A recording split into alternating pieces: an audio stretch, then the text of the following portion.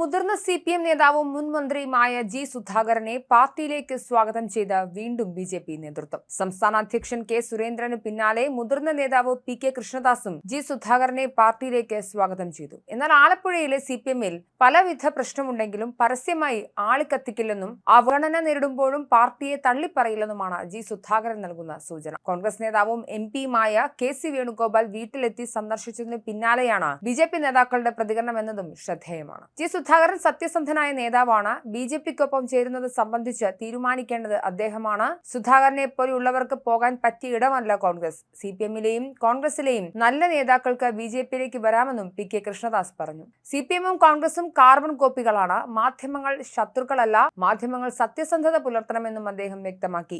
ഉന്മൂലന രാഷ്ട്രീയമാണ് CPM-ന്റെ അടിത്തറയിളക്കിയത്. CPIM ആഗ്രഹിച്ചതുപോലെ കണ്ണൂർ രാഷ്ട്രീയമല്ല, കരുനാഗപ്പള്ളി രാഷ്ട്രീയമാണ് കേരളം ഇപ്പോൾ ചർച്ച ചെയ്യുന്നതെന്നും അദ്ദേഹം പറഞ്ഞു. CPIM-ന് രാഷ്ട്രീയ പാപ്പരത്വമുണ്ട്. ജയകൃഷ്ണന്റെ മരണശേഷം CPM നേരിടുന്ന വൻ തകർച്ചയാണ്. ജമാഅത്തെ ഇസ്ലാമിയുമായുള്ള കൂടിക്കാഴ്ച പിണറായി മനഃപൂർവ്വം മൂടിവെക്കാൻ ശ്രമിക്കുകയാണ്. പിണറായിക്ക് മറവി രോഗമില്ലെന്നും PK കൃഷ്ണദാസ് പറഞ്ഞു. അതൃപ്തർക്ക് സ്വാഗതം എന്ന് പറഞ്ഞാണ് സുധാകരനെ പേരെടുത്തു പറയാതെ BJP സംസ്ഥാന അധ്യക്ഷൻ കെ സുരേന്ദ്രൻ ക്ഷണിച്ചത്. ജി സുധാകരൻ ഉയർത്തിപ്പിടിക്കുന്ന വിഷയങ്ങൾ വാസ്തവമാണെന്നും സുരേന്ദ്രൻ പറഞ്ഞു.